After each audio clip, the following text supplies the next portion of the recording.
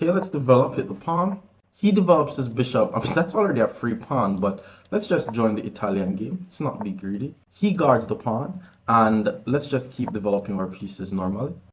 He develops his bishop. I'm not going to take his bishop because to take is a mistake. So let's pull our bishop back to b3, and then if he takes, I get the file. It looks like he wants to play d5, but that doesn't work. Let's first get our king out the center.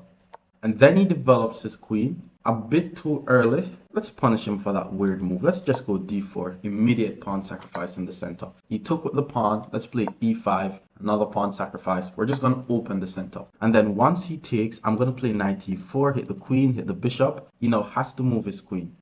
Well, he puts the queen here, which means that's just a free bishop. Don't bring a queen out too early.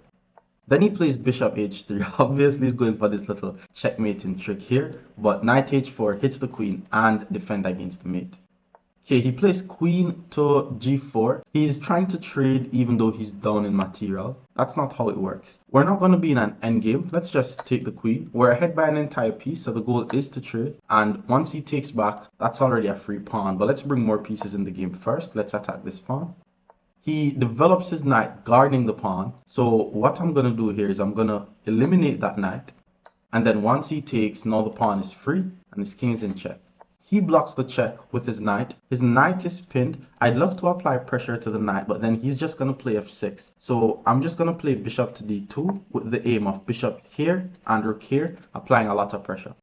He plays b5. And let's just bring the rook in the game. Now we're putting pressure on the pinned knight. He should lose another piece. He puts his bishop here in the way. That does not help because once I take the bishop, if he takes back my bishop, he's still losing the knight. So we take, the knight is pinned. He's still going to lose the knight. And then we grab the knight. Now we're just going to go for checkmate in this endgame situation. He plays a5. Now my goal is to try to get both of my rooks on the 7th rank. But let's get the knight in the attack first. He plays b6 attacking the knight. Let's get the knight here. Notice how his king is now not able to move. So he's basically in a mating net. And then once he plays here, I mean, that's a far, but we're going for mate. I'm going to play bishop to g5, putting my bishop on the same diagonal as his king, which is already not able to move.